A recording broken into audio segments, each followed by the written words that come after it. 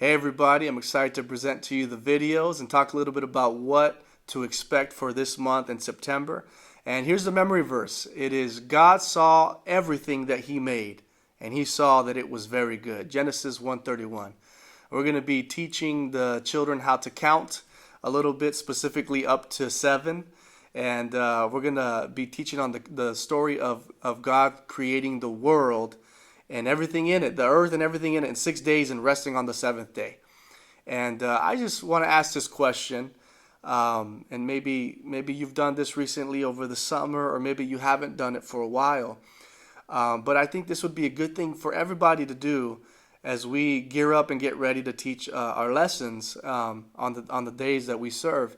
And that is this: when was the last time you paused? When was the last time your busy schedule and just things going on, and you just paused and took a look at God's creation, took a look maybe at a sunset, or maybe early morning sunrise, maybe just under the stars.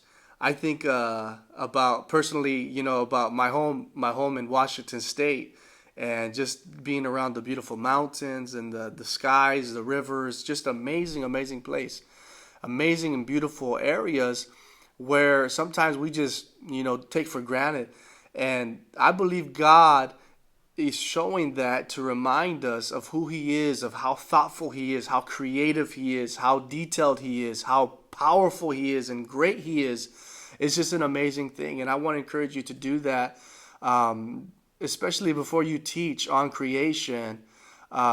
Just captivating that moment, and allowing the Lord to open your eyes and remind you of his works, because I believe personally that his works point to who he is. And it's just an amazing thing of how God does that. He's the best artist, the most amazing artist. He's the most amazing creator ever, and it's just an amazing privilege to worship him and to honor him. And so, as I was getting all this ready, I got a little cheat sheet here because I was challenged to remember exactly what God did every day. So week number 1, we're actually going to be splitting up day 1 and day 2. And day 1, God said, "Let there be light," and there was light. He saw it was good. He separated light from darkness.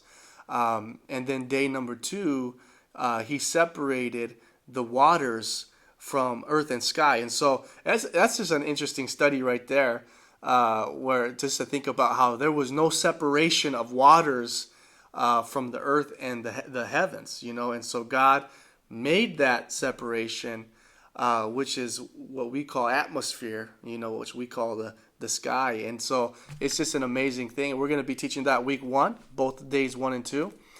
Week number 2, we're going to be teaching on how God separated the land and the waters. He brought all the waters together in one place, and then he put the land in the same place. And then he also caused vegetation. He created and he made vegetation, the trees, the plants, the flowers, all the things that the earth produces and it springs up.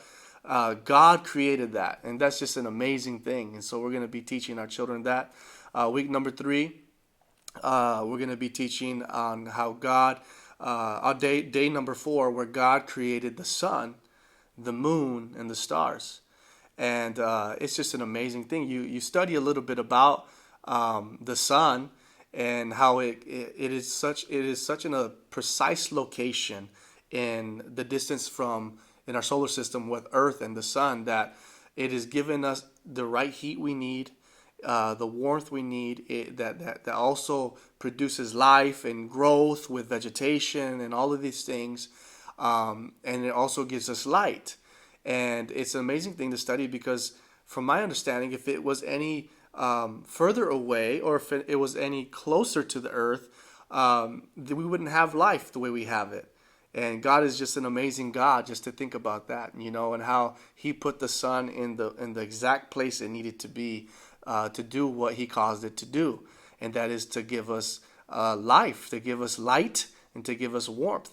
And so he also created the moon and the stars, and that is the lesser light, as the Bible says, for the night.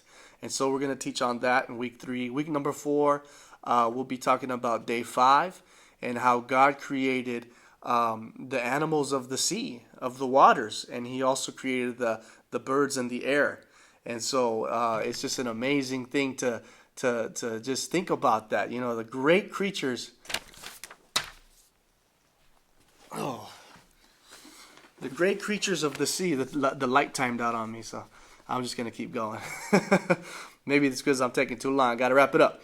The great creatures of the sea, you know, and you know, God is just so amazing, creative.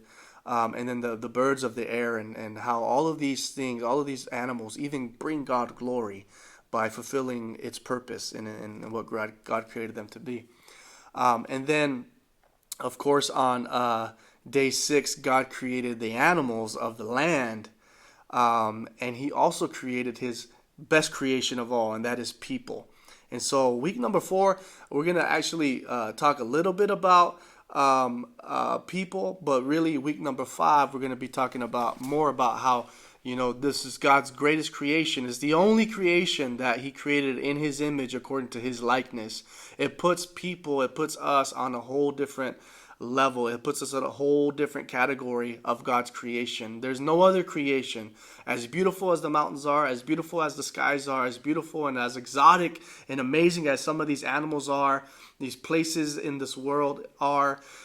There's nothing as special, as unique, and as close to God in its design as people. It puts us on a whole different playing field, a whole different level category, and it's amazing. And my prayer is that we would teach the children about God's creation and about how He created all these things. All these things are made by God, and it's to give God glory. And really, I hope that we can impart just how special we are. You know, how special these children are. And my prayer is that they would walk away from all of this, not just learning to count, and even not just memorizing what God did in each day, but really looking back and saying, man, God is big, God is amazing, and He made me very special.